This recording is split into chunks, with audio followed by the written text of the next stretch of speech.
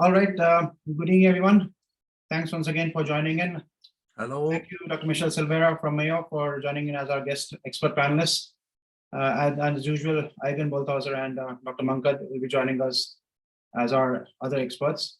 And also request other attendees to kindly comment and put their comments and suggestions on the chat box for each cases. We have around 12 cases today. No follow-ups today, but 12 new cases, and I think pretty interesting bunch of cases. So without further ado, we'll start off with our first case. So first case, over to you, Dr. Juhi. Thank you, Dr. Nihaal. So this child had 2 episodes. So initial development was normal, and at around 8 years of age. So the first episode, the child is currently 12 years of age. So 1 episode at 7 to 8 years, and one episode at 12 years. So around 4 years back, the child presented with a febrile illness followed by encephalopathy. And in the episode number 1, there was a clear history of bilateral vision loss, which lasted for 4-5 days. And the fundus had documented papilledema or papillitis at that time. And that episode, because of the radiology, it was treated as a necrotizing encephalopathy and with steroids, and the child had completely recovered. Even the vision had recovered along with the motor as well as cognition. Should I tell about the second episode first, or I'll show the images first. Right. So is this the one in 2017? Yes. Okay. So the child, as Dr. Juhi has mentioned, presented with encephalopathy, and you can see that there are almost some patchy areas of restricted diffusion or cytotoxic injury in the bilateral external capsules over there on the diffusion-weighted sequences. The medial thalami and the ventrolateral thalami coming down onto the hippocampi on both sides and also involving the brainstem, the periaqueductal regions, tiny spot over there in the right occipital region, and they show corresponding hyperintensities on the T2-weighted sequences. They're slightly heterogeneous, especially in the thalami, demonstrating this peripheral isohypointense pattern with the central hyperintensity. And on the susceptibility weighted images, you can appreciate that there are foci of blooming, particularly on the left thalamic foci of abnormality.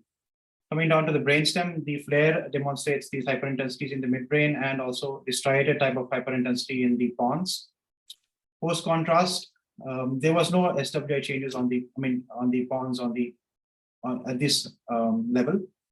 Post contrast, you can appreciate a slight peripheral mild enhancement, more predominantly on the left thalamic lesion, and also some areas, probably some linear enhancement in the pons, but nothing very significant. So at this point, as Dr. Juhi said, the possibility of necrotizing encephalitis was raised.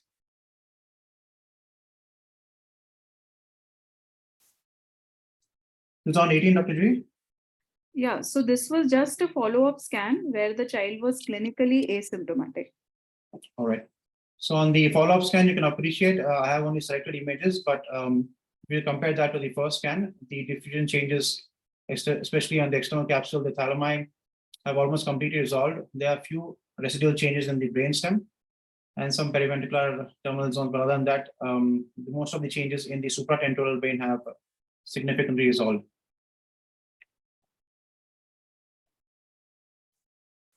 Yeah. Before we go to the 2022, the presentation, Dr. Juhi. Okay, so then he remained well for a couple of years, and this year, towards the end of December, in the last week, initially he had fever and URI symptoms. Then he had a neck pain followed by encephalopathy. No seizures, no vision loss this time, and because of the worsening sensorium, he presented to the hospital.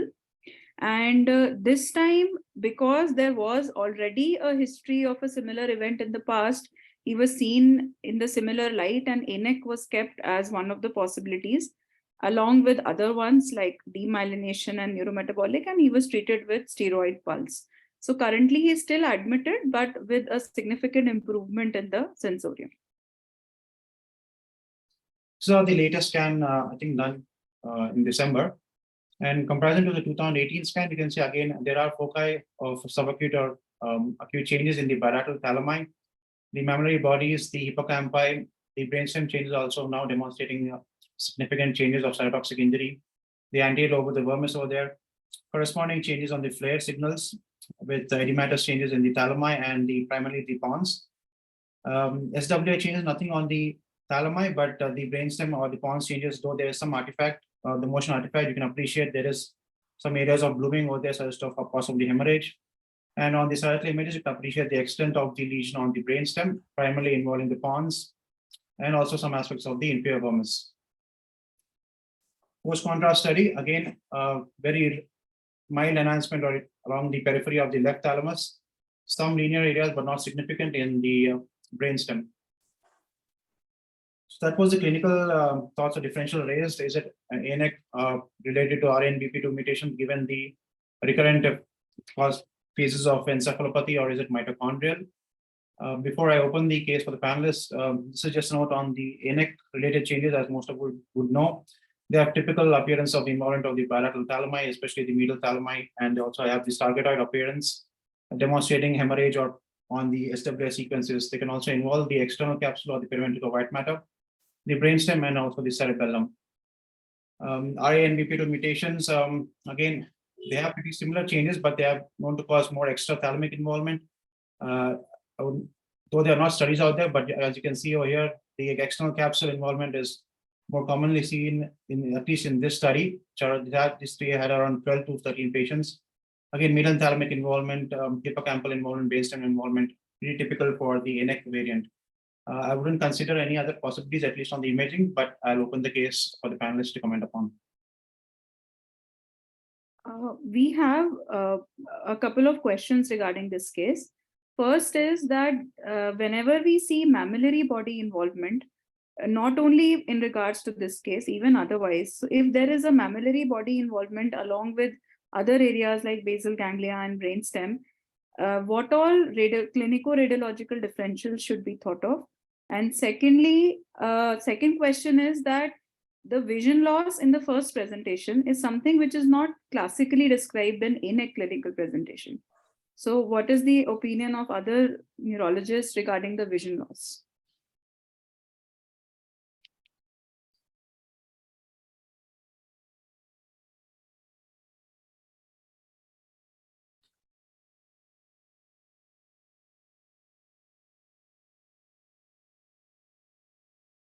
Whilst the neurologists are coming in, I just wanted to go back to the history. Sorry, I was a bit late joining in here in the hospital. What was the initial CSF in terms of activity and gliocytosis and other things? And did the workup or the extensive workup for viral etiology actually, was it fruitful at any stage? The cytology was 2 cells, protein 71, sugar 81.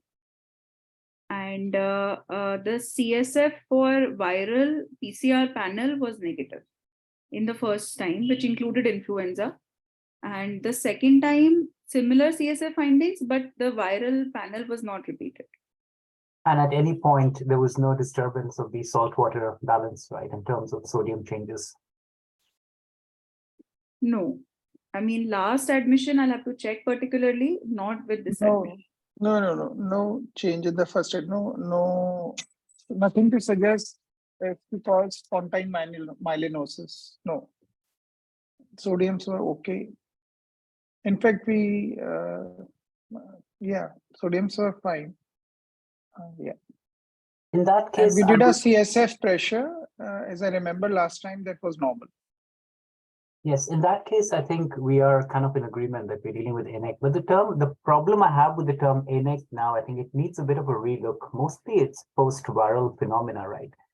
And you can have it with influenza, you can have it with many other things. And the recurrence of symptoms is actually more telling us that RANBP2 should be excluded in this particular case. The child is still quite young, but I'm not sure if any other family members are affected, for instance. But I think I agree with Nihaal. I think once you've excluded the other possibilities like osmotic demyelination and things like that, I don't think we are dealing with a mitochondrial primary problem here. Agree. Coming back to your question about the vision, you mentioned papillary edema, reduced vision and residual optic atrophy. I mean, this sounds like optic neuritis. Whether this is part of ANEC, I don't know, but this is likely an involvement of the optic nerve. Yes, true. We also suspected that, but that's not described in INEC. So you're going to describe it. Someone has to be first. No, I'm not joking, but you know, often I think it's quite well known that influenza type of viruses can give you visual involvement, isn't it? I think it's a question of probably looking at PubMed first. I think from my memory, it is an association that is known. But I kept quiet because it was a clinical question, not for a radiologist. Not surprising, yeah. Okay, I'll do this literature check. You have other questions, Dr. Yuhi Gupta? Yes, the other question was about the mammillary body involvement. I mean, in general, I wanted to ask that if we do see mammillary body involvement, in addition to basal ganglia and brainstem, then apart from this entity, what all should we think of in pediatric age group? You should still think about the vitamin deficiencies that are potentially reversible and treated. I think that's kind of where you're angling to, right? Right. In older individuals, we see that with wernicke's and alcoholics as well. But in younger children, you should still be thinking about treatable vitamin-based metabolic disorders. In neonates, it has been reported as part of the hypoxia-ischemic encephalopathy. This has nicely been shown by Martin Lequin from Utrecht. And this mammillary body involvement in neonates is not influenced by therapeutic hypothermia, by the way. Okay, okay. And the other question was, as Nihaal has put in about the mitochondrial DNA. So for mitochondrial DNA disorders, as people have tried to differentiate involvement of the brainstem, involvement of mammillary body is more suggestive of a mitochondrial form of, mitochondrial DNA disorder. Is it the hemorrhage and the diffuseness of the lesion against a mitochondrial DNA disorder? And of course, the recovery in between. The answer was based on the basal ganglia and the thalamic, the mammillary body involvement. It's less likely to be mPDNA in this case, but if there is striatal involvement and I think mammillary body involvement and mitochondrial. And hemorrhage is slightly atypical, and resolution on the interval scans also. Sure. And a question for the clinicians and of course everybody, because we had a few patients of RANBP2 before, and there must be some sort of a cytokine storm. So if these children get such bad encephalopathy, should one give, some form of a cytokine inhibitor as a long-term prophylaxis in these patients, tocilizumab or whatever it is, infliximab, the new cytokine inhibitors.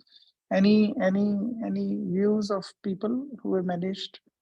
Because each time the child comes, you give steroids, but the previous patient has been left with significant neurological disability after the second episode, even though recovered in the first one. So maybe like what happens with MOG, where it is antibodies, here it is cytokine. Can one give these cytokine inhibitors to prevent, especially in the NBP2 patients?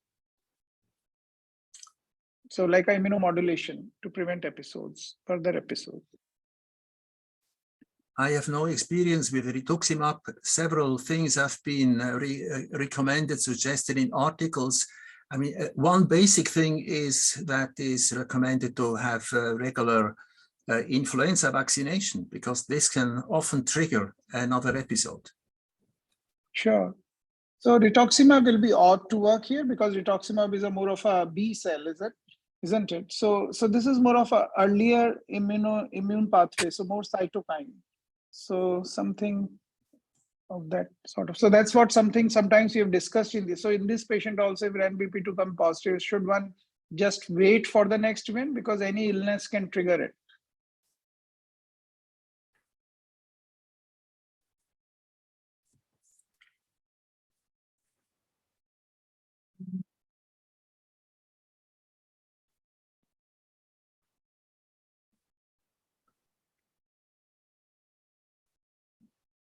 I don't think we have any answers for that, Dr. Vivek. Right, sure. I think probably we should write to people like Russell Dale as to what they are thinking about that question. But I have a question from a radiological point of view. Is that catheter still in? Is this child been permanently shunted? Your third I don't think picture so. is true. No. Child is not shunted. All right, because they didn't need that, right? There's a catheter, though, I can see, or at least a tract. And something about the papilledema, does it happen if you have medial thalamic swelling that affects the veins and that causes venous engorgement and that causes the papilledema? Like, extra, not sinus thrombus, venous sinus, but like external pressure on the veins. It could be a true or pseudo papilledema, right? If there is a visual problem, you could have a local papillitis kind of situation. So that's one. And Yeah. what I'm trying to say, like sinus thrombus, deep sinus Yeah. thrombus, you have the same. So similarly, if both your thalamus are swollen, so there is improper venous drainage. Externally, it's pressing on the veins. So that might cause the papilledema. Hypothetically correct, but and I'm sure Michelle will agree with me that it's very rarely do we see inflammatory swelling of the brain compressing on the blood vessels next to it. On the veins, right. Yeah, there has to be a common explanation for the vision loss and the papilledema. So seems more like a papillitis story. Yeah. But all right. Thanks. We'll move on to our next case. Thank you. Thank you. Yeah, Dr. Vivek. So this is a 5-year-old boy. It's not as much for the underlying diagnosis, more about the radiology and if there are significant issues there. So he's a intellectually disabled boy, very hyperactive and subtle dysmorphism as compared to his parents. He looks slightly different, long triangular face, ears slightly turned out, epicanthic fold and bulbous nose. He does have a dolichocephalic head, slightly prominent and which makes his face look slightly retrognathic. So, but it was not as much. So there was nothing typical about his faces which could point to a cause. But his MRI shows some changes for which I had a query.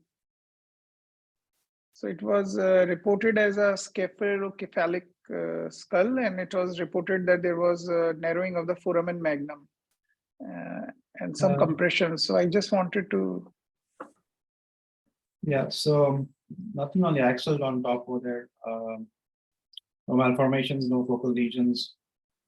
But coming down to the SAG and the coronal sequences, there is a crowding of the foramen magnum. The tonsils are abutting the dorsal aspect of the medulla cervical junction.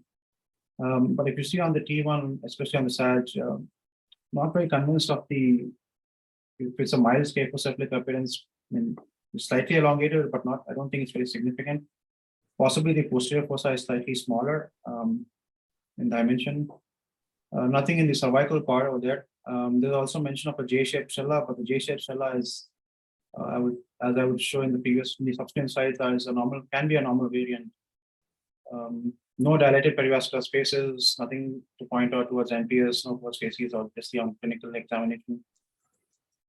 We don't have a CT to confirm or at least check the sutures, but nothing significant pointing out. And especially if you see the tonsils on the coronal sequences, they are not going down. There's no significant inferior tonsillar ectopia. It's only that the space is narrow, the CSS spaces are not visualized over there. So that was the question, the significance of scaphocephaly, J-shaped cella, narrow foramen magnum. Is it a genetic, is it a genetic or syndromic disorder?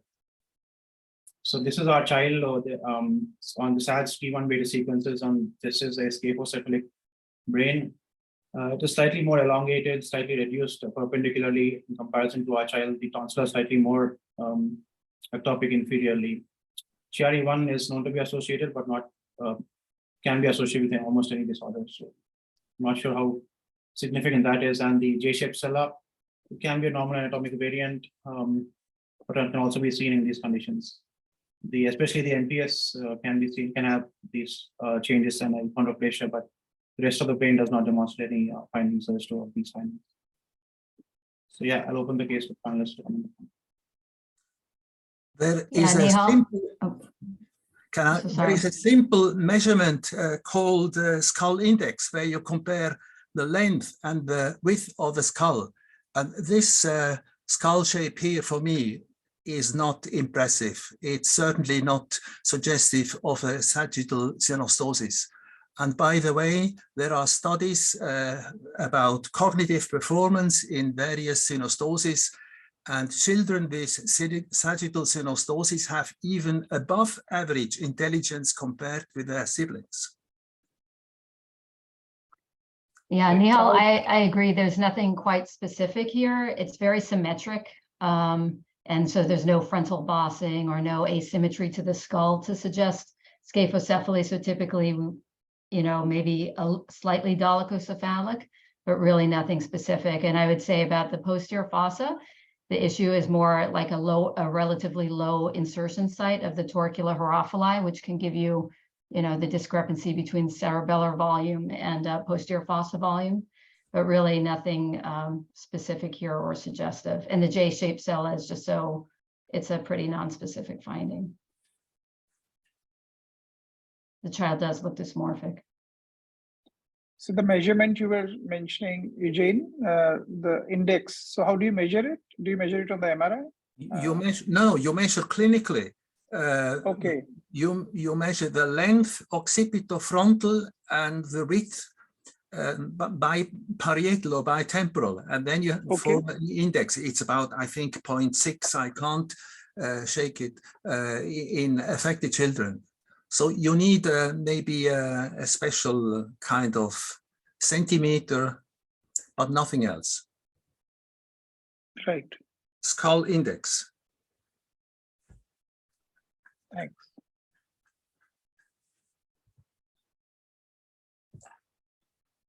Right, so yeah, nothing on the imaging, Dr. Vivek. So Sure.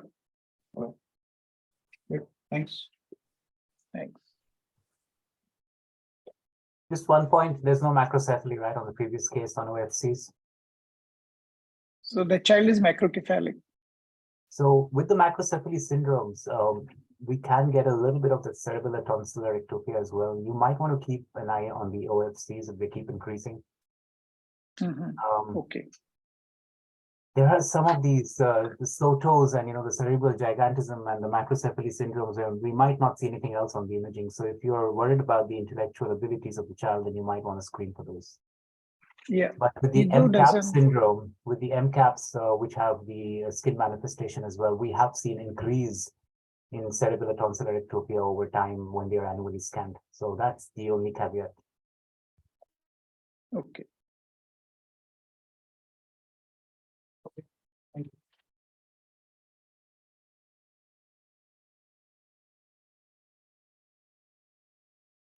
This is now a month-old baby. Was admitted with us on term baby, no initial issues. Day 20, seizure with high fever for a day, but treated as sepsis and meningitis, but he didn't have a fever afterwards, and his CSF was normal and was on high dose phenobarb to stop the seizures, which made him lethargic and hyperactive. He had a large head with poor weight gain, and probably due to the lethargy, he was not sucking well. He's not dysmorphic. And but because he was hypotonic and hyperactive, CPK which was normal. His seizures are typically left eyelid blinking with very rapid progression to the right eye, and then so we don't use secondary generalized, probably bilateral tonic seizures of neonatal period, multiple episodes through the day. And interestingly, those episodes will happen when he was being fed. So if you see here, he has some milk in his mouth, and he'd just been fed, and he started to have this eyelid clonus, and there was desaturation and tachycardia during these episodes. More often when he was being fed, or if a finger was put into his mouth to check his suck reflex. So more like a reflex feeding epilepsy, like a reflex epilepsy he was having. These events. So we did an MRI brain, and there were some interesting findings, and maybe one could postulate if that could be the reason for his feeding epilepsy. Yeah, so on the MR on top, you have the 82 axials, and you can appreciate that there is predominant pericylin polymicrogyria along the bilateral cerebral hemispheres. You can appreciate over here in the middle image, the pericylin region demonstrates this polymicrogyric cortex. Basal ganglia and thalami appear normal. There's no dysmorphism over there. Cannot appreciate anything except other than the polymicrogyria in the pericylin regions. The temporal and occipital regions are normal. The frontal regions, especially the anterior frontal, are not demonstrate any malformation. Posterior fossa structures, again, cannot appreciate any dysplasia or dysmorphism. What was the age, Dr. Vivek? Was it a preterm child? No, term baby, 1 month old. Okay. So Zellweger was written, but his faces didn't look like Zellweger because that's something we always think of. We did an X-ray of the patella, which didn't show stippling, but nothing more than that. We didn't investigate more than that for Zellweger. Yeah, so the pons and the vermis are slightly hypoplastic for a term child, especially day 20. Yeah, but the posterior fossa findings and the pericylin polymicrogyria. On the kernels, again, you can appreciate the polymicrogyric cortex predominantly along these pericylin regions. Contrast was done. I don't think there's any enhancement on the post-contrast study. The question was any specific gene to identify based on the location of involvement, and is there any frontal lobe involvement, or is it just perirolanic or pericylin? So I would say it is primarily pericylin polymicrogyria. This is an extensive list of only pericylin polymicrogyria. As someone has pointed out, Zellweger is a common differential, but they usually present with, as Dr. Vivek has said, the clinical findings, and can also have subarachnoid cysts and some dysplasia or hypoplasia of the corpus callosum. Fumaric aciduria is another inborn error of metabolism, not commonly, but can be seen to have pericylin polymicrogyria, and the tubulopathies and the rest of the genes listed out here can present with bilateral pericylin polymicrogyria. Again, here's another list of the different polymicrogyria genes. Again, similar to what we have seen in the previous slide. So I would say it's genetic, but difficult to point out particular gene, probably random malformation panel. But you have opened the case for the panelists. The interesting thing was the eating epilepsy, the milk. So it's been seen with pericylin polymicrogyria in, adolescent children. It has been reported between 10 to 15. It's just at this age, he presented with it. Despite my old age, I have to confess, I never heard of feeding epilepsy. Is that a recognized kind of entity? Yeah, eating epilepsy. That's what this is. Feeding epilepsy, eating epilepsy. Yeah, when the child eats food, so especially pericylin polymicrogyric patients, it's been seen, they develop seizures. Okay, I agree. This child has not a so-called peryxosomal face. It's very unlikely to be a Zellweger. And by the way, Zellweger was a Swiss pediatrician who reported this constellation in the 1960s.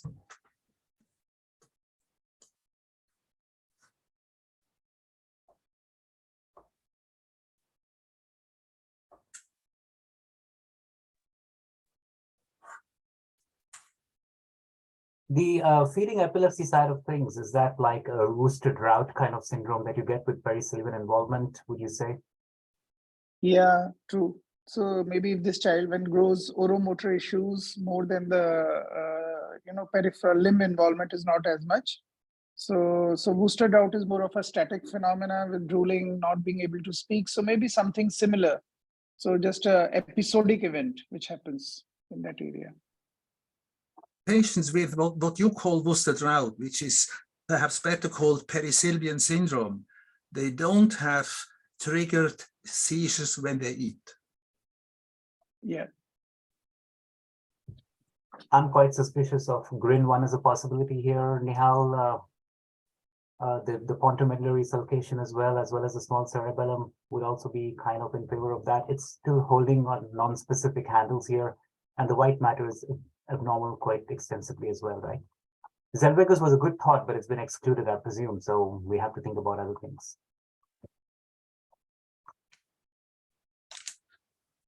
So this white matter looks abnormal, right? It is abnormal. Okay.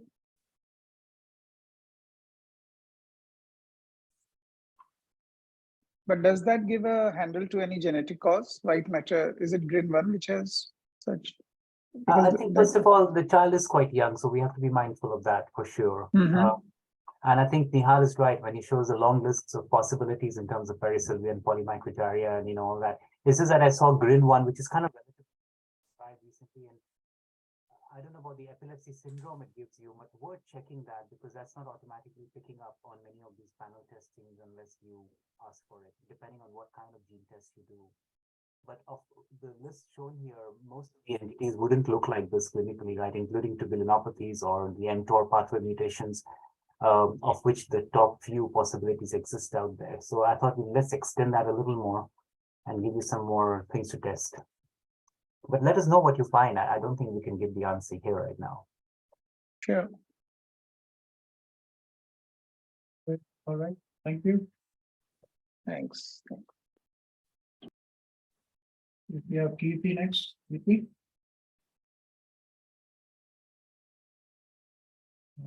Yeah, I don't see her on the panelists. Okay, I'll go to the case. So this was a 6-month male with motor developmental delay initially. Then had a febrile illness of 1 day associated with seizures, which was brief generalized seizures for about 3 minutes, after which there was acute encephalopathy. On examination, the child had sinus arrhythmia.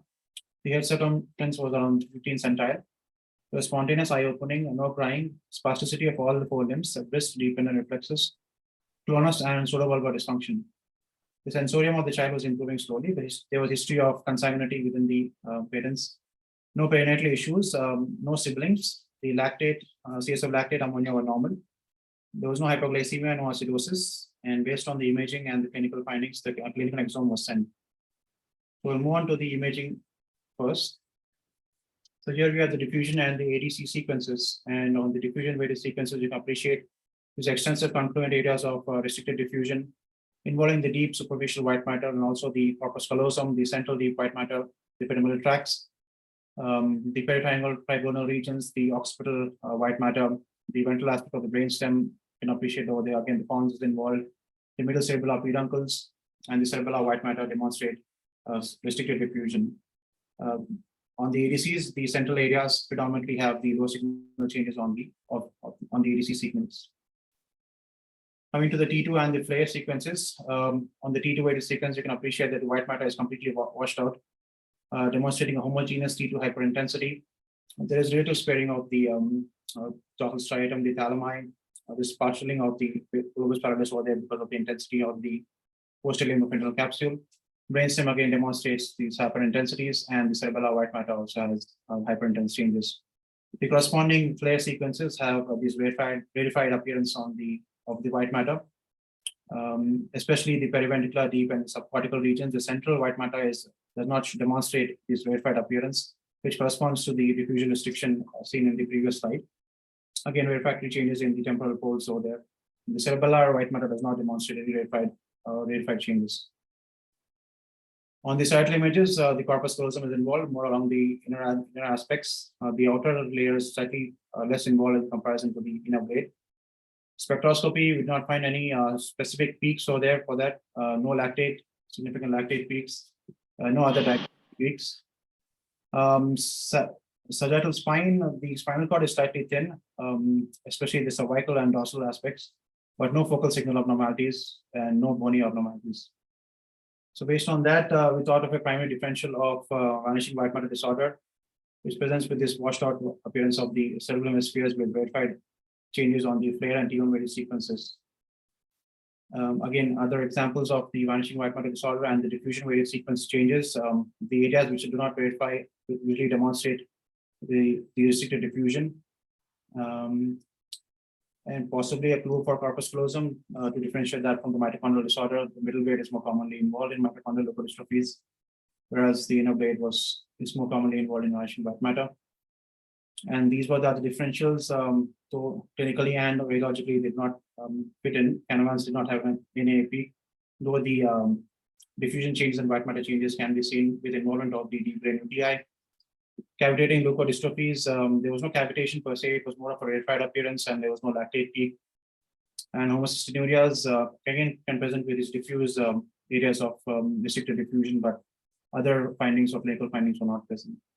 And they usually don't present with this rarefied appearance on the paired anti-model sequences. So we're going for vanishing white matter as a primary differential, and I'll open the case for the panelists to comment upon.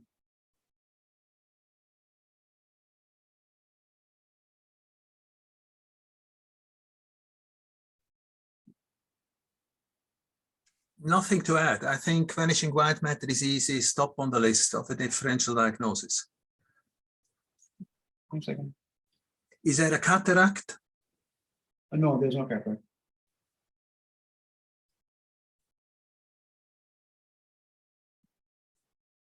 Though I remember we had seen a case of cataract with vanishing white matter. That is from Dr. Vivek.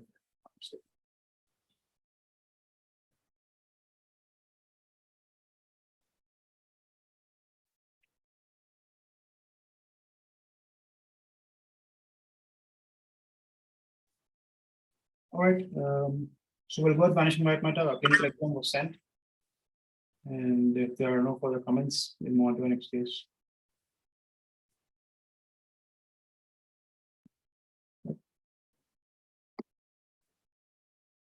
Okay, Pituja, if you're there, or Dr. Abhishek. Yes, sir.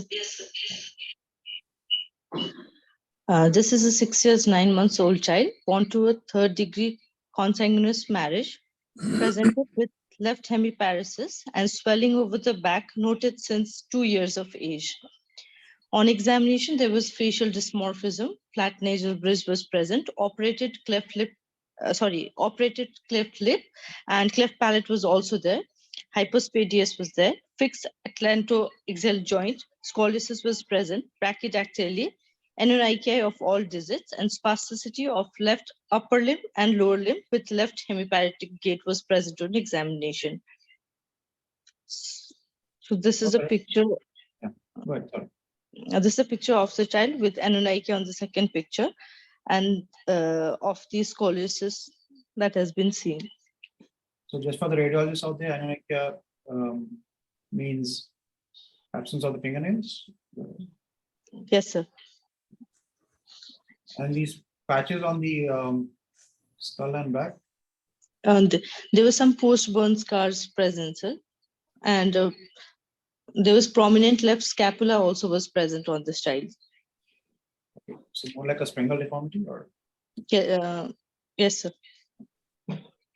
And this is So Sorry. we did it, sir. So the hair also, is it sparse, or is it just because of the burns? It was because of the burn, sir. And in the past, there's also a history of intake of antitubercular drug because he had recurrent history of this swelling over the shoulder and upper back areas.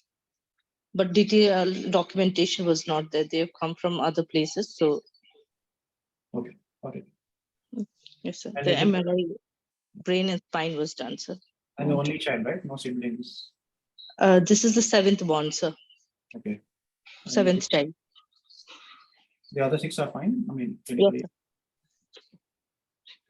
Okay. So to the MR, some interesting findings in the MR.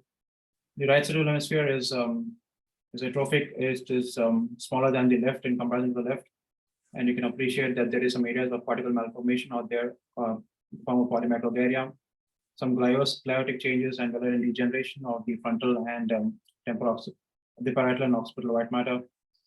Some pachygyric appearance of the temporal lobe on the right side, valerian degeneration of the midbrain, dysplastic lateral ventricles, widely spaced on the axial sequences. The coming down to the level of the pons and the medulla. Don't remember seeing the shape of the pons or medulla like this. This is dysmorphic and dysplastic. The dentate nuclei demonstrates symmetrical T2 hyperintensities. The slightly images, you can appreciate the dysmorphic or dysplastic brainstem. A resemble of a possibly a dorsal pontine cap hypoplasia, dysplasia over there, a small nodule arising from the dorsal aspect of the medulla, possibly heterotropic. Again, dysplastic vermis is also demonstrating hypoplasia. Corpus callosum is agenetic, and we did not find any cranial nerve abnormalities, but the Meckel caves and the trigeminal along the right side was slightly more prominent. Yeah, other than that, in these images, yeah, these are the findings. I mean, findings that we thought of, and No hemorrhage or calcification per se on the bilateral cerebral hemispheres or the cerebellum. Angio was done and we could not appreciate any significant changes on the angio. No aneurysms, no tortuosities, no stenosis, possibly slight paucity of the terminal branches of the middle cerebral artery, but other than that, we could not appreciate any findings. Again, the spine, there was assimilation of the clivus and the dens. But if you see on the striatal images and especially on the back, you have this exhaustosis of the multiple areas of exhaustosis on the back. In the subcutaneous region, there is fatty degeneration of the posterior vertebral muscles. The exhaustosis extends up to the lumbar spine. It is most of them joined to the spinous process.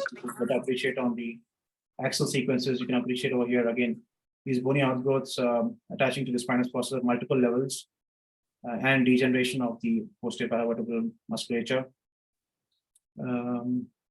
Yeah, thoughts were syndromic, but we could not point out what has caused this. Anonychia, these are different. See, some syndrome can be associated with anonychia. Not sure if the MRI or the imaging correlates with any of these above. So we don't have a diagnosis on hand, but it's all open the case now for families if they're seeing anything similar. I have a question. The marked change in the left hemisphere looks like early residual change. Is that? Yeah, the right so hemisphere. it's kind of a mixture of genetic and acquired, prenatally acquired, perhaps. There was history of NHU stay also was there for 1 month because there was irritability and vomiting, but no seizures, no features of encephalopathy was present at that time.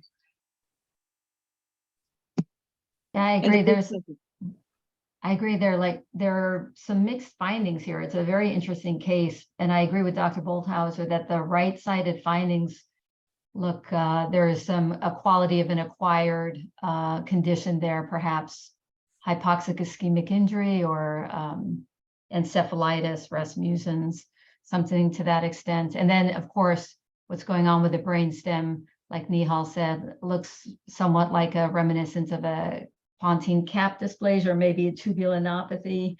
And then, of course, the spinal findings it's hard to put together with the spinal findings, which are reminiscent of myositis ossificans or perhaps fibrodysplasia ossificans progressiva, which can give you these sheet-like areas of ossification within the soft tissues, but hard to pull it all together.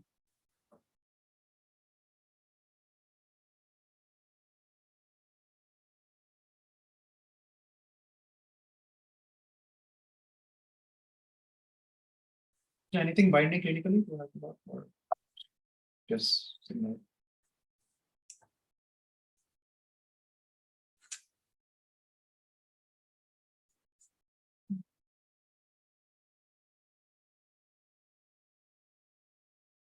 Are you considering genetic investigations?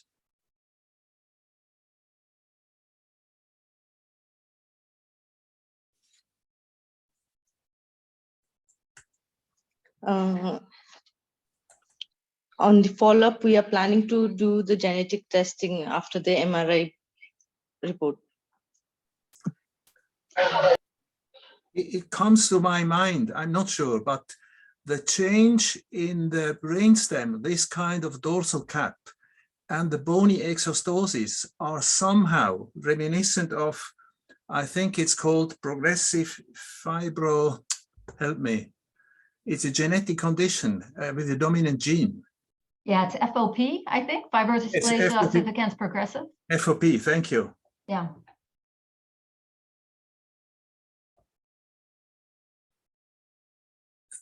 Can you show the images again of the feet?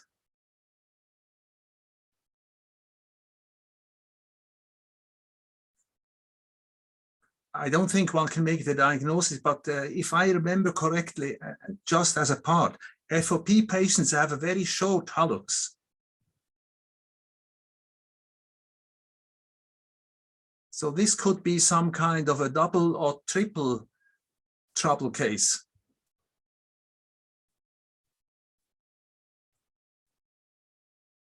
Do we need to get a skeletal survey done, or dietary genetics is sufficient?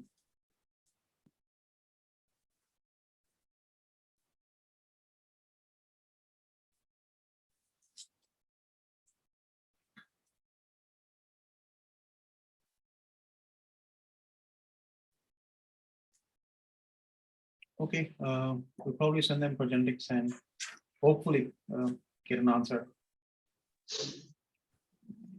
Yeah, thank you. Thanks.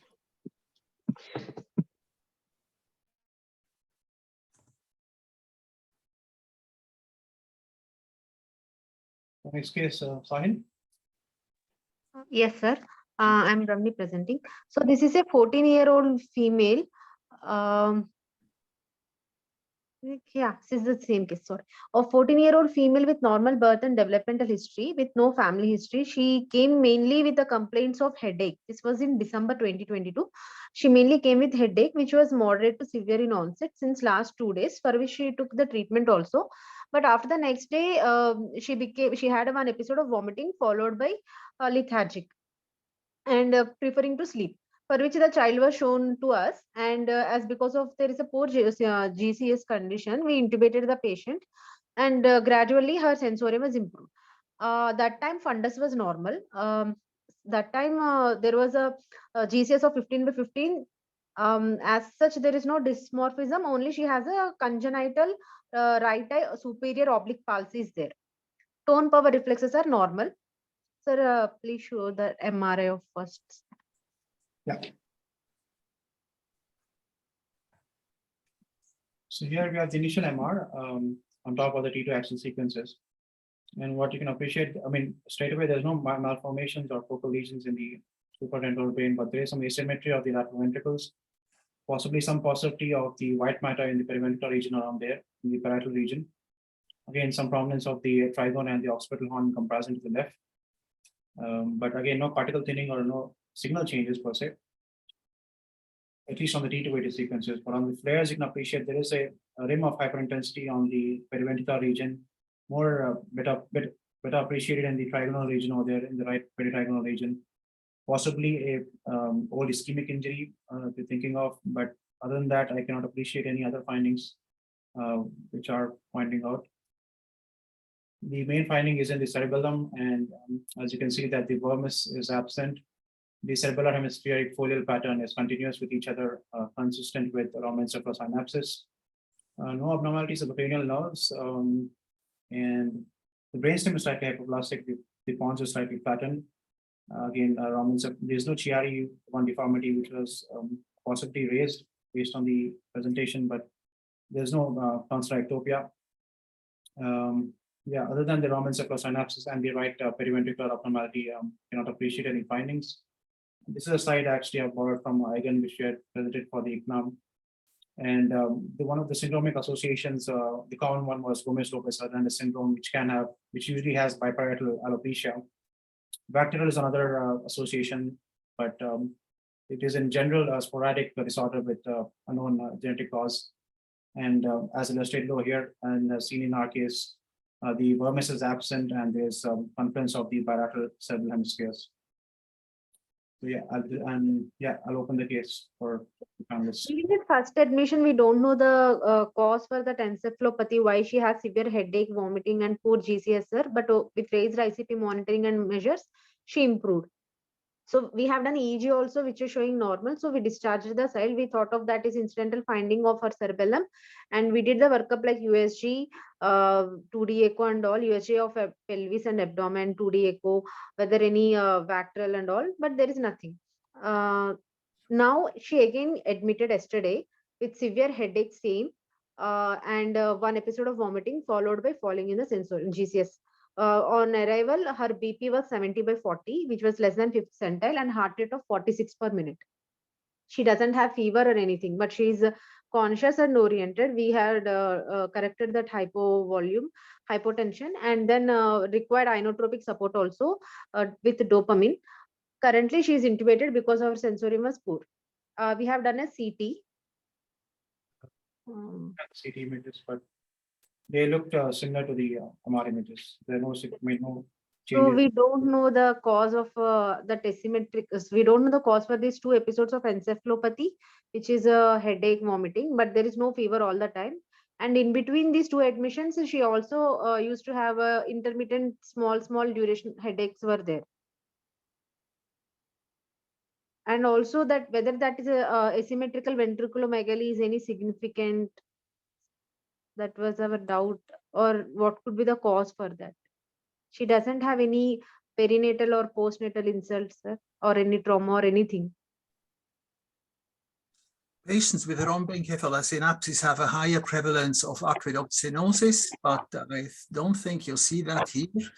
And you would expect that symptoms would occur earlier. Nihaal, can you show the next slide again? And if you don't mind, can we, in terms of teaching, repeat what you can see on a sagittal image? Typically, you have no primary fissure, you have an abnormal shape of the fastigium, and you have also a normal arrangement of the so-called corpus medullare. So you can make the diagnosis actually on that one sagittal image. You mentioned Gomez-Lopez syndrome in the panel. Did you look for parietal alopecia? It can be easily missed. It is not there, sir. Alopecia is not there. It can be easily missed unless you look like a detective. It can be covered depending on the hairstyle. It's not always that prominent as here in the photo. We will check again, sir, but we didn't find anything. It is We'll not check there. again. Yeah, even trigeminal involvement is also not there, sir. So is it that your MRI has been incidentally picked up and she has some sort of migrainous phenomena, which is migrainous encephalopathy like ATP1, A2, A3 mutations, which might be there? Is that something one could But think she of? doesn't have any hemiparesis or one-sided. No, you don't need hemiplegic migraine. It's not always hemiplegic migraine. It can just be migraine encephalopathy. So Okay. because you said she has had headaches before. Yeah, she is having headache since last 1 month only. It was first time during the first admission in December and now. Before So that, she never doesn't before have. that. So I asked particularly whether she used to get any headache issues prior or any in the positive family history. Only I found is the mother has a motion sickness. No one in the family has any other issues. She doesn't have motion because motion sickness is very important history Yes, one yes. should take for migraine patients. Yes, the mother So- has motion sickness, but this child doesn't have. And she And- used to have when she was like young. That's what she told. And we have done a CSF for her ever, or The plan, sir, we'll do tomorrow. CSF. the pressure, CSF pressure, We're going to do tomorrow.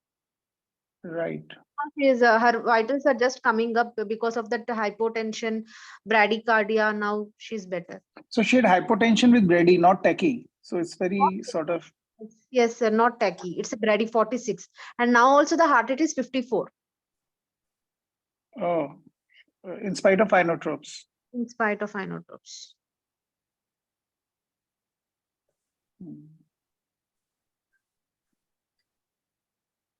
Whether the migraine with brainstem or like what it could be. Any arrhythmia? Dr. Zainab? No, sir. We have done even the 24-hour Holter monitoring also. Holter ECG is normal, sir. That is also normal. Nihaal, will it be safe to do a CSF here? This brain, Yeah. if it's Yeah.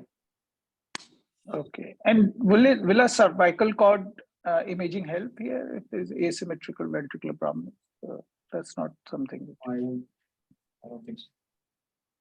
So exactly what could be the possible, I mean, like, what are the possible things for this asymmetrical ventriculomegaly? I don't know, but at times you see that kind as an incidental finding. Okay. Fundus, that is also in tomorrow's plan, sir. As of now, the junior person has seen, but they have mentioned it as normal. I mean, normal it is. Yeah, it's normal, right? Ophthalmologist has seen already, it's normal.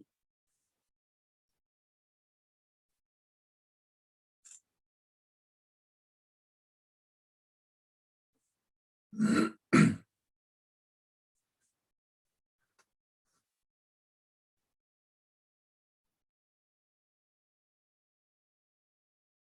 left hand knob, is it sizable? Question from Julia. Yes, sir, it's normal. What did that mean? Left hand knob size. What does that? Left hand. Yeah, I thought it was something clinical. But, I mean, you are saying about the power and using that, that is normal. Or you are asking about size or shape?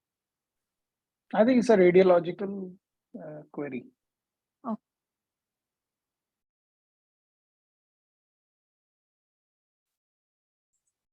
Something with headaches and yeah. Got it. So no corpus callosum abnormalities, no, sir? No. But I still think that there is some volume, I mean, asymmetry in the volume of the white matter. And since Julia has pointed out, I wonder if the sulci are more prominent on the right cerebral hemisphere in comparison to the left, rather than the left knob being more prominent. Whether there is an underlying ischemic injury which is causing some volume loss there, but that should not explain the headaches, or can there be a possible explanation for the headaches?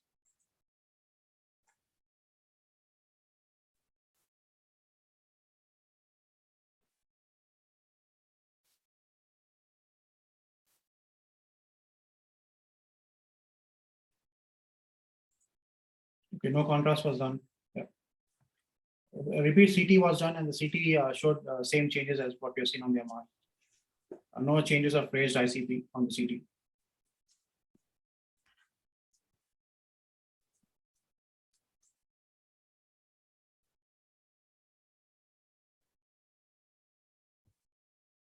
Sahil, was an angio done? I don't think so. No, it was not done, sir.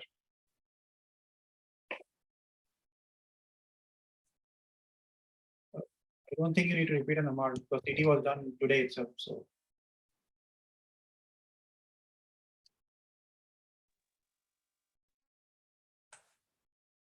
All right. Yeah. That's all the discussion for this case. Dr. Ushma Patel is asking for an angio, which might show some paucity on the right side, but given that there is no acute lesion.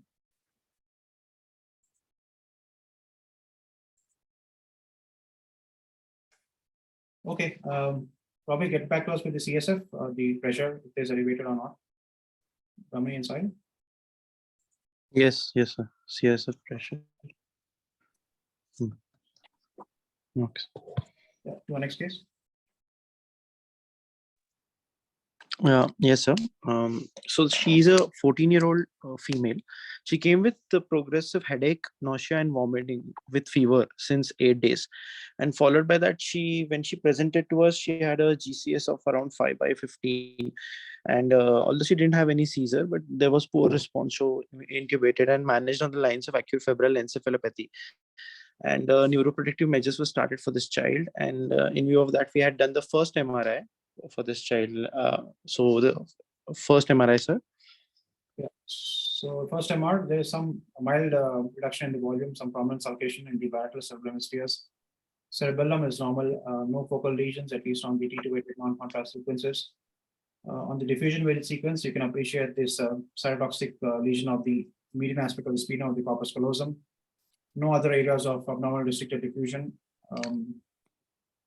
Yeah, that was the only abnormality on diffusion weighted sequences, and mild cerebral atrophy or reduced volume. Some sinusitis, and this left it's extracranial, possibly demonstrating some T2 hyperintensities and central T2 hypointensities. On contrast, we could better appreciate the finding. Again, flare, you have these T2 and flare, there are head hyperintense and hypointense changes over there. On post contrast, it is demonstrating some degree of enhancement. Possible vascular malformation was thought of. हाँ, अब discuss करेंगे हम 1-2 minute में. Yeah. So again, on the SWS sequences, you have some areas of blooming, possibly calcification or hemorrhage. And on the post-contrast brain sequences, I could not appreciate any significant enhancement of the meninges, though I think it was commented upon the MR report suggesting that. Yes. So, yes, I go ahead. yes, sir. So first doubt we had, sir. It. Yeah, go ahead.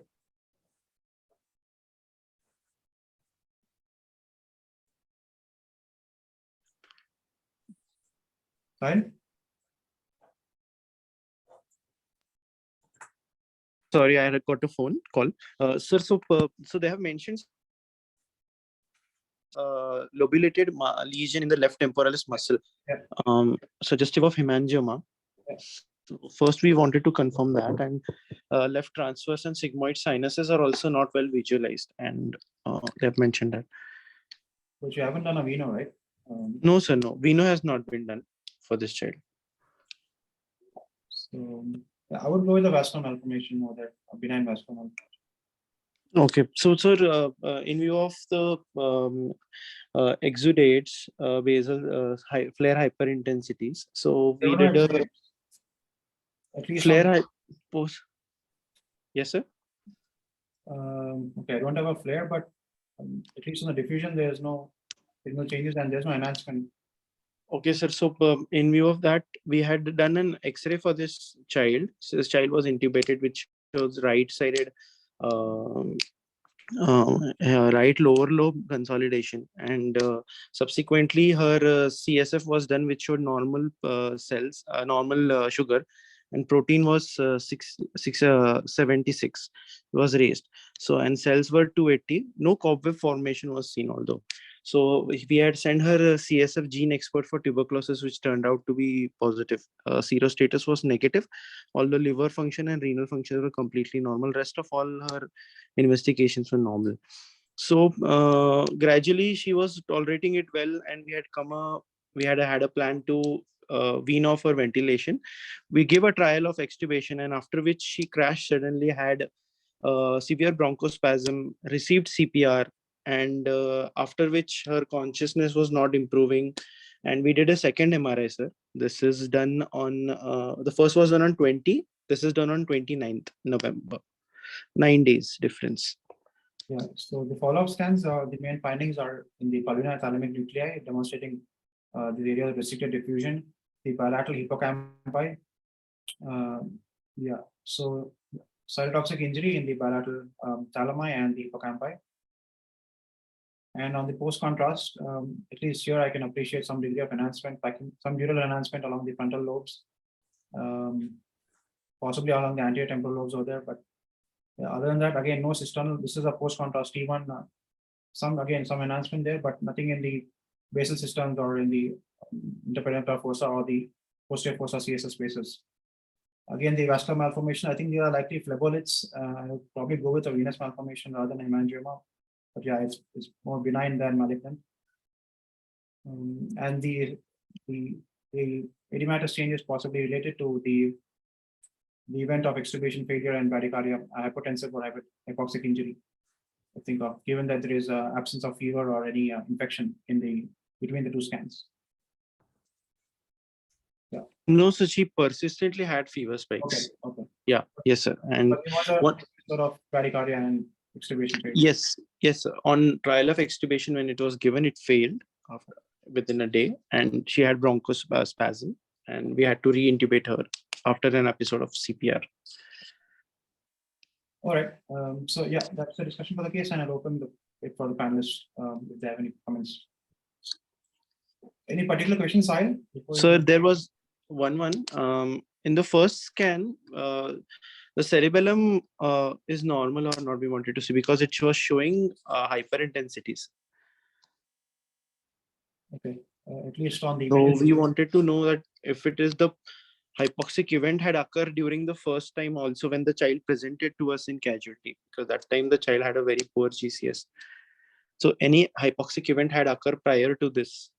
See, there is a cytotoxic lesion of the spleen that can be secondary to infection, epilepsy, malnutrition, less likely hypoxia, but I think cerebellum is in general less commonly involved in hypoxic injury. And at least over here, I cannot appreciate any hyperintensity. if anyone wants to add on to that. I agree with your comments, Nihaal. It does look a little bright on the T2 weighted images, but it's not clear. I mean, I don't know what it looks like on FLAIR, but it looks like that might have been pre-existent. And then the lesion in the left temporal region looks like maybe a venous vascular malformation with some phlebolus and something similar in the medial aspect of the left globe orbit, probably a similar lesion. Yeah, so I was wondering if the cavernous sinuses were the enhancement was a little bit too much. Were there any cranial nerve findings? Yes, It ma'am. just looks a little full. She has bilateral sixth and third cranial palsy. Mm. And currently she is having right-sided choriothetoid movements currently on and also dystonia. So she's been managed that.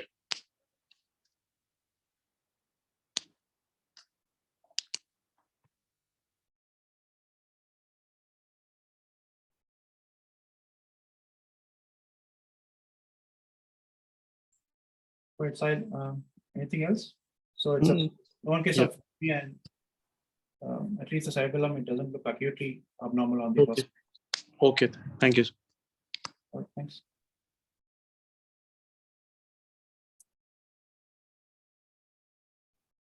Yeah, Dr. Rakesh or Dr. Ved? Yeah, so this patient is my colleague, Dr. Rakesh Sharma. So he's been managing. Is Rakesh, you're there? I think I'll present the case on his behalf, and my intensive care colleague is also there, I think, online. So if there's anything I miss, they could probably add. So is a 8-year-old boy who presented around 10 days back to us. He had not been unwell before ever. And it was just a subacute history of fever for 10 days, treated locally. And then after 5-6 days of fever, he became drowsy and had a focal seizure, and then he was admitted with us. At the time of admission, he was initially for a day or two drowsy, but then he started to recover. He had a high cell count with 82% neutrophils and a high ESR, 110. He did get the CT chest and abdomen were done later on, so the reason will be more visible once you look at the MRI. So he had a CSF, which again showed a very polymorphic response with a slightly low sugar and a high protein. And his MON2 was negative. There was no history of tuberculosis, CSF cultures, TB, PCR was negative. So we started him on treatment as for an acute bacterial process, which you will see in the MRI. The reason we thought was acute bacterial, and started him on IV antibiotics, which didn't actually help him that much because he continued to have fever on and off, and his sensorium will go down and then he will recover. So things were not, we were not on hold of things. And on the basis of MRI findings, on day 6 of admission, we started him on steroid with anti-tubercular treatment because the MRI was reported as possibility of tuberculomas. And we're not now sure. Now it's nearly 5 days of steroid and 5 days of anti-tubercular treatment. The day steroid tubercular treatment was started, the next day he was much better. So today he was, family was asking if they can go home now. But I think we are still not sure of what these MRI does. Is it really tuberculoma? Is it a brain abscess? And we are also wondering, as mentioned, Bellows sclerosis, if that's what it could be. And the steroid helped. All right. So before we go on to the further discussion, the MR images, and you have multiple nodular lesions in the bilateral cerebral hemispheres with a significant perilesional edema. All of them demonstrate a restricted diffusion. Also involving the central regions of the brain, the callosum, the pericallosal areas, the periventricular regions. So subcortical, deep white matter, callosum, periventricular white matter, multiple lesions with restricted diffusion, some showing more along the peripheral aspects. On the T2 weighted sequences, you have this whirl type appearance or onion ring type appearance of laminated appearance of T2 mixed type heterogeneous lesions over there. areas of alternating T2 hyperintensities with T2 isointensities with significant perilesional edema. Again, the areas are it's involving predominantly the white matter, but also involving the areas of the right thalamus. So there, the spleen of the corpus callosum. Coming down to the posterior fossa, at least in terms of lesions, we cannot appreciate any lesions on the brainstem or the cerebellum. In the flared sequences, we have this again slightly hypointense changes on the lesions with again significant perilesional edema. On the sagittal images, you can better appreciate the involvement of the corpus callosum and the pericallosal regions. Some areas have a radiating or a radial type of pattern of appearance. No blooming on the SWI sequences to suggest hemorrhage or mineralization. And on the post-contrast study, most of the lesions demonstrate peripheral enhancement. Some are incomplete, especially for facing towards the cortex in the occipital region over there. Over here, again, slightly incompleting, but predominant lesions have a peripheral enhancement. Also thought there is a possibility of the optic neuritis. I'm not sure if it clinically is present, but the optic nerves demonstrate slight enhancement, especially perineural enhancement on both sides. Spectroscopy was done, and on spectroscopy, we had this slightly elevated choline peak and a lactate peak. The Na and creatinine were normal, but yeah, there was mild elevation of the Na choline peak, and there's a significant depressed lactate peak. So the clinical thoughts, as Dr. Vivek has pointed out, they were thinking of baloconcentric cirrhosis, atypical organisms such as acanthamoeba, tubercular or fungal lesions.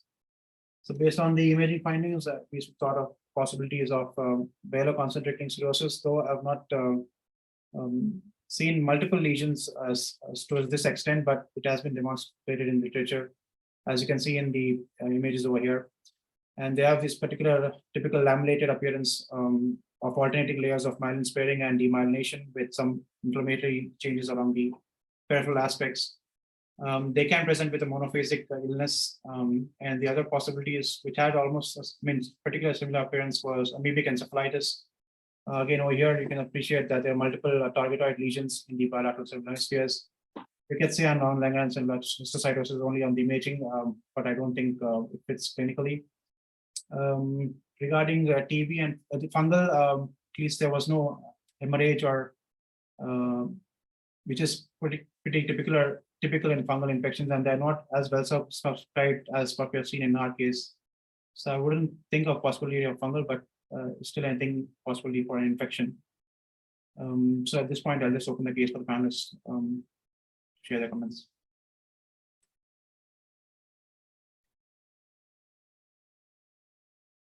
And the spectroscopy, I think that the choline peak can be seen in demyelinating disorders. So I don't think it's very, especially given the normal Na, and it's not significantly depressed for a neoplasm. So, or inflammation or demyelination can cause the elevated choline peak. Well, it's certainly a fascinating appearance on imaging, isn't it? Yeah. Really nice. I think the imaging is more suggestive of an infectious, abscesses than demyelination, just because of the multitude of lesions, and then the, the complete enhancing rings, and the central restricted diffusion. Typically with demyelinating process, it's more the periphery without the homogeneity here. Yeah, so that would be my slant. So if it is infective, tubercular looks less likely because the enhancement is not thick enough, and there is, unless tubercular abscesses and anything, and experience of amoebic encephalitis, because we are treating with standard IV antibiotics, like for any acute brain abscess. So the worry is, are we missing something like down the line after a few weeks, maybe child improved because of steroids, and then we have not treated for something which we should have. And should we be treating for tubercular? Because somehow the CSF results, which are polymorphic, so mostly neutrophilic, counts were neutrophilic, even though ESR was really high. So that's the thing. So we are giving anti-tubercular treatment, IV antibiotics, steroid, all three. So unless one repeats a CSF at 14th day, is there a risk of repeating a CSF, Nihaal? Look of coding, there's no midline shift. No, there's no money. So that's one way of doing it, because in a tubercular infection, the 14-day CSF won't improve, but in a meningitic brain abscess, it might. So that's something. So we are confused as what to do for him now. The child is better, but the child is probably better because of steroids, maybe some IV antibiotics.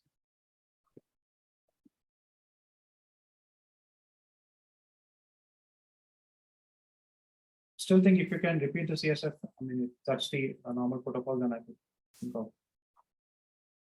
And somebody mentioned about oral elements. So if you look at the lesion near the thalamus, just below the third ventricle, it appears as if there are two lesions together, like a daughter cyst and a contrast image. Maybe it looks. But there's no calcium. I mean. So the one, second row, third image. Yeah, got it. Yeah.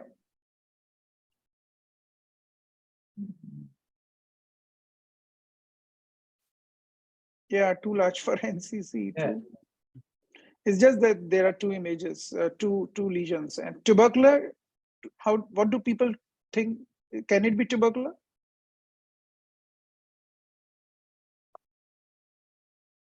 I would think so. Possible of tubercular abscess. I mean, especially given the multiplicity and because the rim is normally quite thick in tubercular. This is too thin a rim. Contrast enhanced.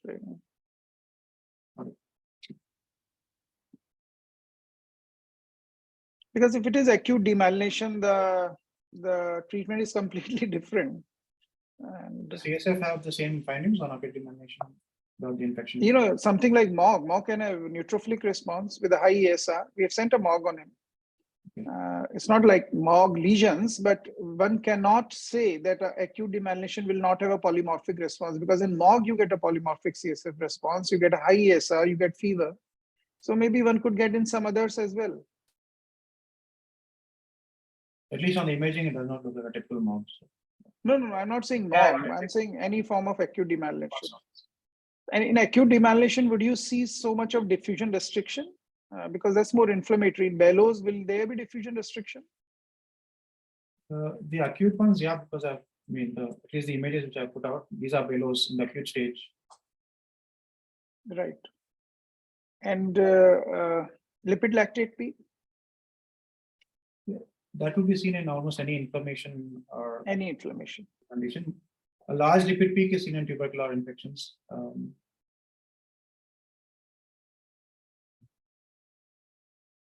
Right. So I would think maybe assess for tubercular and bacterial. So maybe 14th day CSF and a repeat MRI in a month. Lokesh, are you there? Hello, sir. Dr. Rakesh is here. Rakesh. So Dr. Rakesh is primarily, Dr. Rakesh is primarily dealing with the case. So. So now the what we have to think that repeat the CSF at the 14th or 15th day, and then see the CSF counts and what like polymorph cells and all that. I think what we can do now. I think continue ATT for now until we have an alternative. This one along with antibiotics doesn't look like any leukocytosis or a amoebic kind of thing. So Lokesh, should you give high dose methylpred? This because you're just giving Dexa. I think should be fine. Only Dexa should be fine because you don't want to flare up anything underlying which we are not covering. He's already responding. Why do you want to risk something? Right. And how quickly should one repeat a MRI? It was mentioned repeat a MRI. So maybe a month later, or first do a 6 CSF. weeks, they say. Yeah. Okay. Fine. Okay. Right. Thank you. Okay, so thank you. Thank you.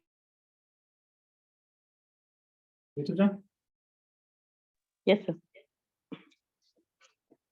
This was the first child born to non-consanguineous parents cried immediately after birth with uneventful perinatal period, presented at 7 months of age, and had history of seizure at 1.5 months of age in the form of uprolling of eyes with clonic movements of the eyelids and left upper and lower limb.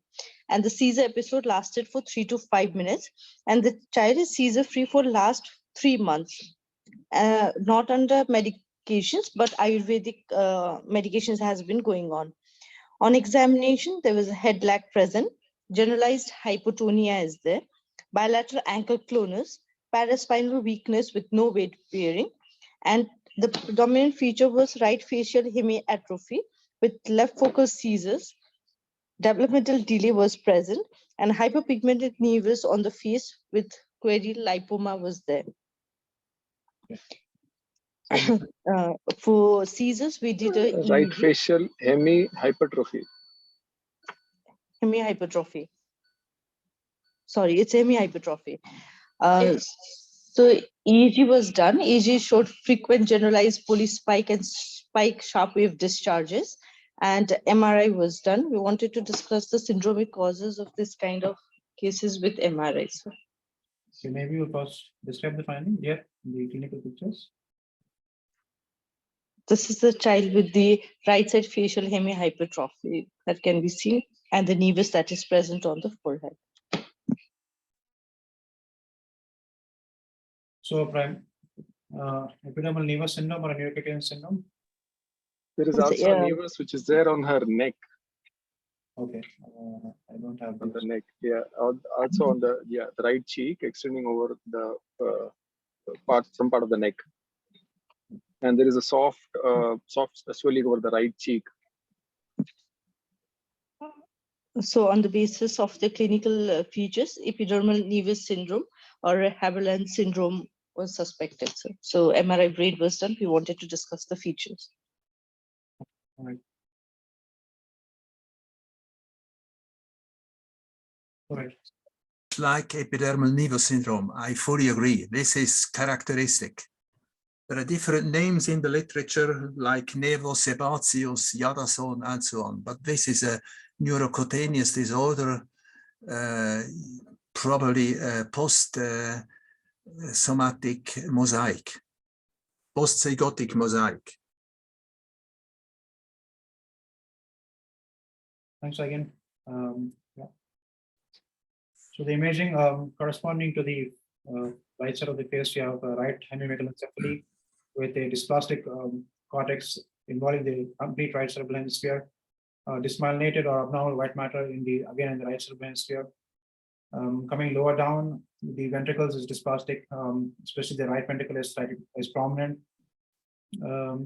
and there is some asymmetry of the midbrain. Again, you have this malformed temporal lobe and occipital lobe, right axial proptosis of the right eye. On the axils, I don't see any asymmetry, significant asymmetry of the cerebellum. Possibly the right is slightly more, but that could be related to the slice.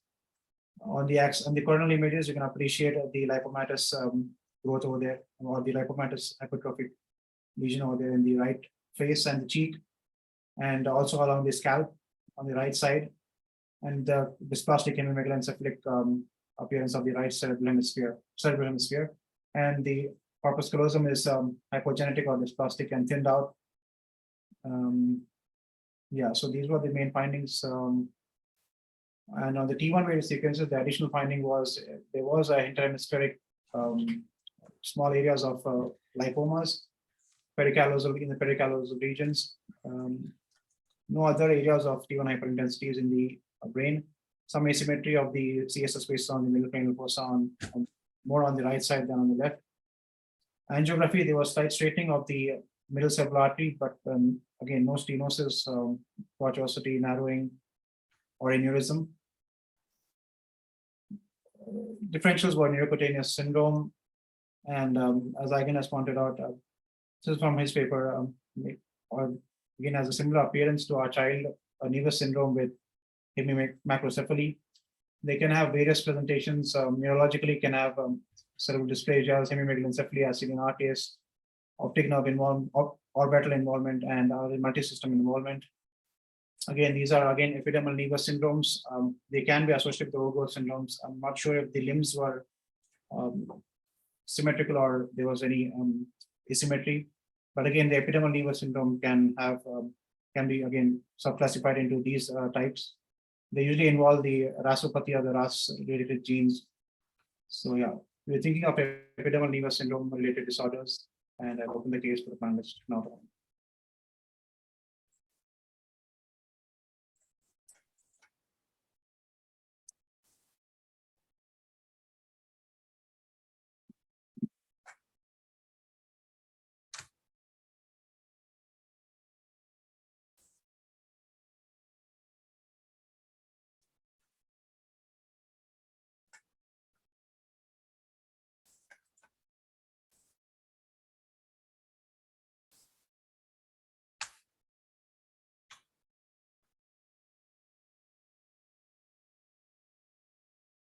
And again, just a companion case of the Haberland syndrome. They can be associated with malformate cortex, but they usually have an intracranial, more significant or prominent lipomas in the middle cranial fossa, and the skin changes are slightly different. They have an alopecia with nevus bisalporus, a cholestoma of the eyes, and subcutaneous fatty deposits. A spine was done for this child. It does not have any lipomas, but here again in the from the literature you can appreciate that the spinal cord also can have lipomas. So slightly different based on the imaging findings and the clinical picture. So we are thinking of epidermal nevus syndrome related disorders. Dr. Abhishek, anything else in the limbs or any other organs?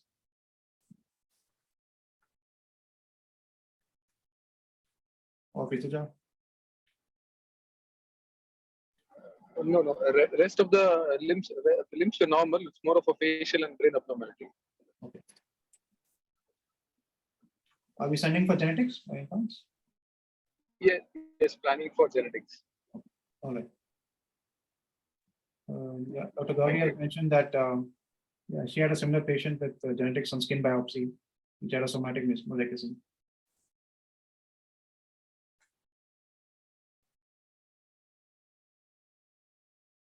All right, thank you. Thank you, sir.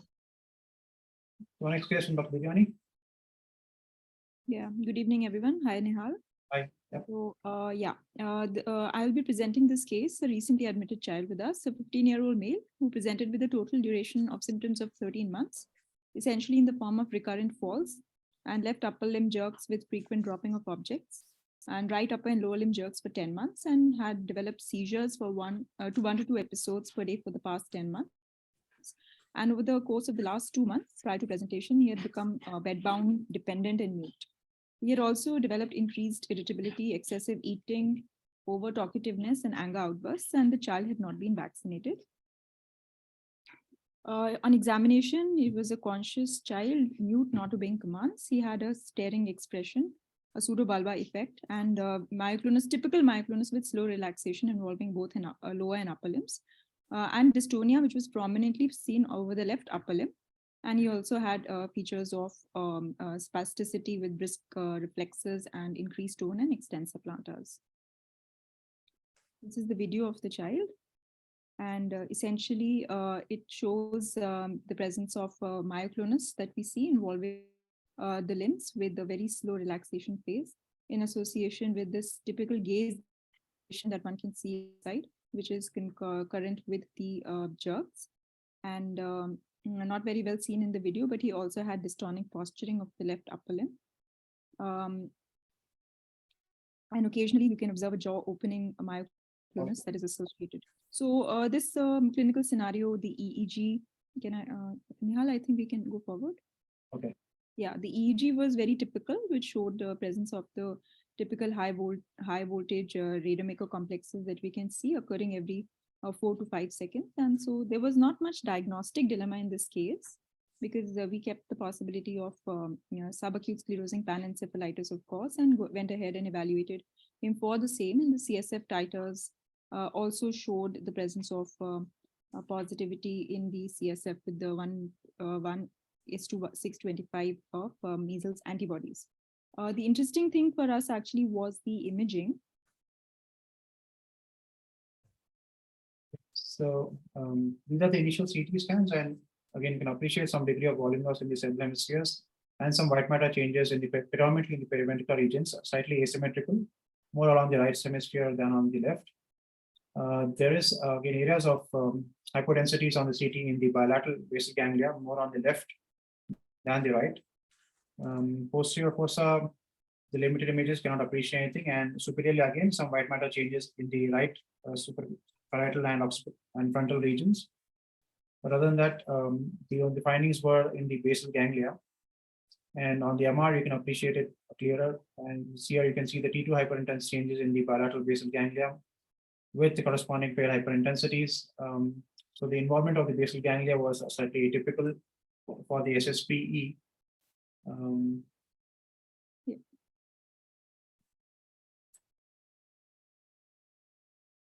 Yeah, so at least when this case came out, checked in the literature, and I could find a case of basal ganglia lesions in subacute, SSPE, which had almost a similar appearance to what we're seeing in our case. So we have not seen any cases with basal ganglia changes, but I would like to find out from the panelists if they have seen any similar cases involving the basal ganglia in case of SSPE or anyone else in the audience. And also, if people have seen cavitation, because that is something that this is probably, I don't know, Nihaal, did you think there was any cavitation in the basal ganglia? I wouldn't say so, because on the flare, they usually should show similar, closer signal to a CSF. Possibly over here, a punctate foci, but yeah. It may have developed later on. Yeah. Because as we had discussed earlier, we had seen changes of cavitation in one of your cases. But they were predominantly in the white matter and some areas in the thalami and the posterior limb of intercostal. So the basal ganglia involvement was the slightly atypical finding. Dr. Sneha says that she's seen cases in CMC. Okay. Any history of measles? No, there was no history of measles, but definitely the child was not vaccinated for any, and had not received any vaccination. But history of measles was not elicited. Just out of context, maybe, I did mention before, often, like in all cases, I've seen globus pilaris being hypointense on T2 and the pons. In all these measles cases, even though the patient is 15, so at that age it's difficult to know, but even in 6-7-year-olds, SSP, when I look, and if there is hypointense globus, like in NBIA, and even on SWE, sometimes you can see those changes along with pons. Like in this patient also, if you go to the next slide, even though he's 15, so it will be difficult. So next, Nihaal, can you go to the next? Sorry. So one before. That's the CT. No. So, that was a different case. That was another case. Right. In this case, if you see number 2, yeah. top, second, and third. Yeah, this is something I've always seen, even in 6-7-year-olds. So that's because of the. So I don't know that. Or something. So don't have the answer. Okay. So yeah. Interesting. Thank you.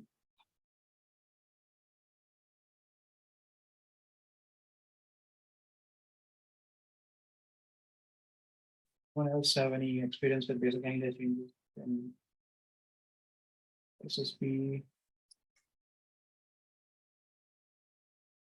Yeah, Dr. Sneha agrees with your findings of the. Yeah.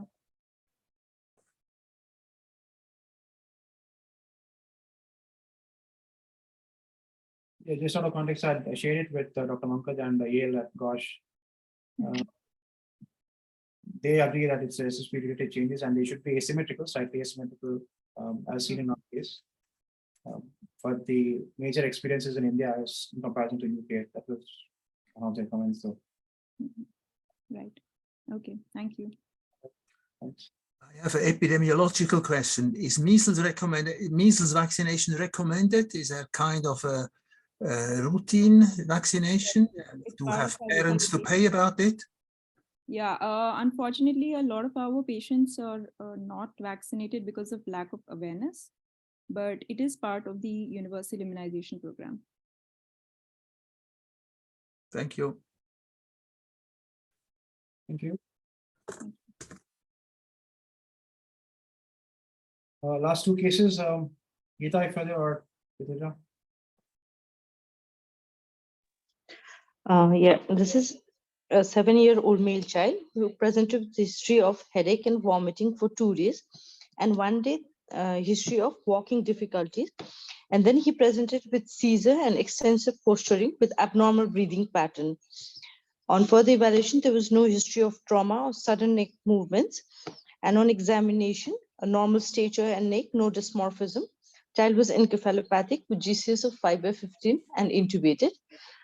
We did an MRI, and our question is, what could be the various etiologies and pathologies in these conditions? Okay, the MR demonstrates multifocal areas of restricted diffusion, primarily along the posterior circulation, the ventrolateral and anterolateral thalami, the occipital lobes on both sides, the cerebellar hemispheres and vermis on both sides, more along the left hemisphere, and there is some degree of mild lateral ventral megaly with some periventricular edema, possibly due to the compression of the edema related changes on the ventricle, resulting in some degree of obstructive hydrocephalus, which is better demonstrated on the sagittal images. We have some degree of transfer ectopia and pressure effect on the dorsal aspect of the brainstem. Rounding of the temporal horns, again, suggestive of an acute or subacute change of hydrocephalus. Angiography of the MIP images did not demonstrate anything significant, but on the source images, you had thinning or reduced caliber of the left posterior cerebral artery, the left superior cerebral artery. The right superior cerebral artery was not clearly visualized. The left PCA was hypoplastic.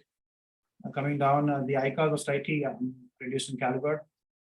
And along the V3 segment of the vertebral artery, we found this linear focus around the left vertebral artery. Possible, I thought of possible thrombus or dissection over there, resulting in the posterior circulation stroke. So that was our theory, and yeah, I'll open the case for panelists if they have anything to add upon.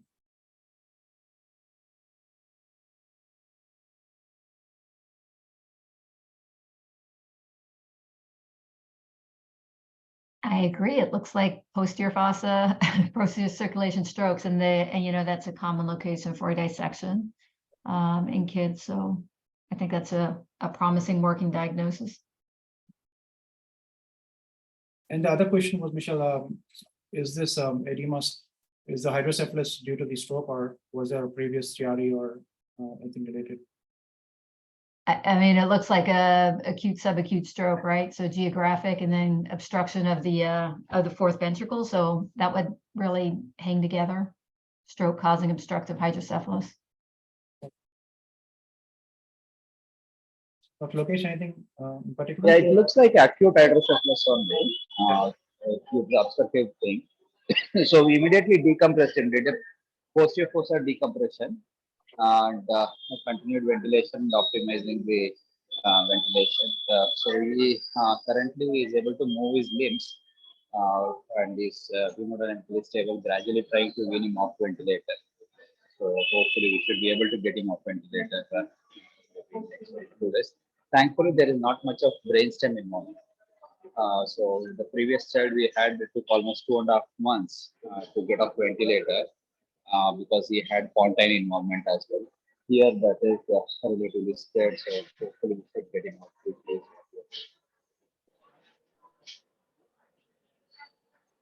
Yeah, CVJ, I think that's the one thing we are going to evaluate him post the sort of acute period. With the CT scan and the other things, so we are planning that. Thank you. To our last case, Dr. Ujjwal, if you're there. Can you hear me? Yeah, please go ahead. Yeah, so this is a 4-year-old child with status epilepticus. There's no previous history of seizures, no delayed milestone, no abnormality, no dysmorphic faces, normal delivery, no perinatal insult, and she presented with sudden onset status epilepticus, and MR was done immediately. So the MR images will be showed subsequently. So there's diffusion restriction in subcortical and cortical area and bilateral, frontal, temporal, and occipital region, predominantly left frontal region. with no mild flare abnormalities and no leptomeningeal enhancement on post-contrast images. However, the provisional diagnosis of HSV encephalitis was made, and there was no response to the treatment, and the repeat MR was done in 6 days. After 6 days, so the findings have gradually progressed over 6 days, and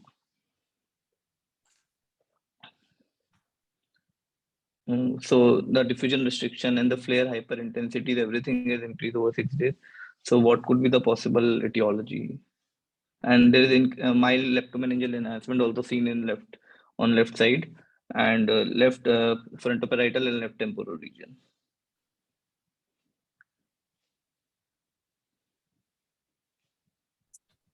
The greatest question was infection. I would say HSV would be a good place to start off. This is just brief approach to the infections and the area of involvement. Temporal and lobe involvement, and also frontoparietal involvement. Bacterial infections can cause that, but along that viral infections can also cause these changes. I wonder if the second MRI has some changes of ALE-RD, given that the subcortical deep white matter is showing restricted diffusion, and it can occur in a post-viral or toxic state. Was there a second episode of seizures by any chance? No. There's no second episode of seizures, only one episode of status, and then the child is on HSV treatment right now. And the PCR was done by any chance? No, PCR panel was negative. Okay.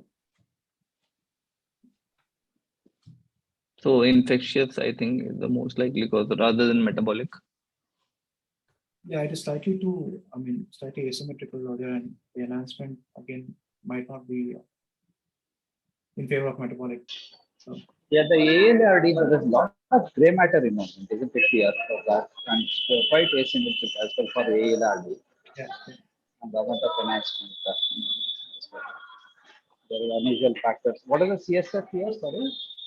CSF panel is negative, sir. The cell count, protein, sugar. Sir, actually, I do not have the actual report exact count, because it was the telephonic conversation was done, and the pediatrician told me that everything is normal.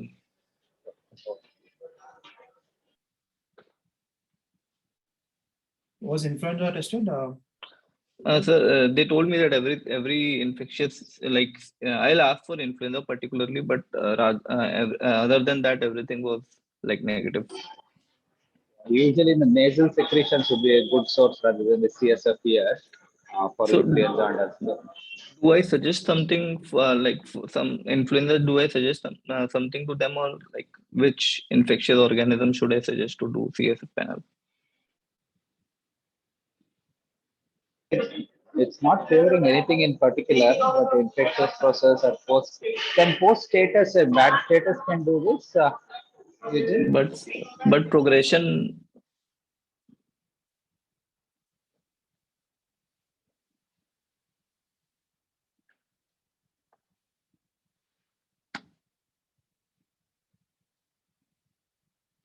Very difficult to say progression in these illnesses, especially when you pick the early part or the later part of the so especially when it's fully evolved. So if you do MRI too early and then you do after 5-6 days, it's the same process with just establishing. It's fully established on day 6.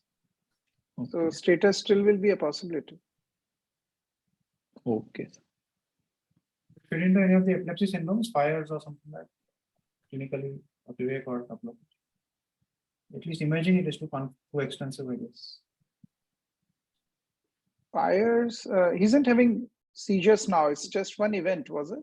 Once. Yeah, only one event. Right. So. And no fever.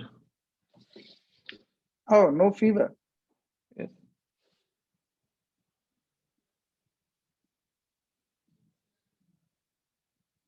Was MOG tested, which one? No, MOG is not tested. So MOG should I suggest them for MOG? Yes, MOG should be tested because I just had Okay. a patient, so not that diffuse, but definitely just encephalitic process. So not like a Okay. demyelinating. Yeah, I probably should be a part of any patient who has a similar MRI with HSV negative. If Okay. HSV is negative, MOG should be done.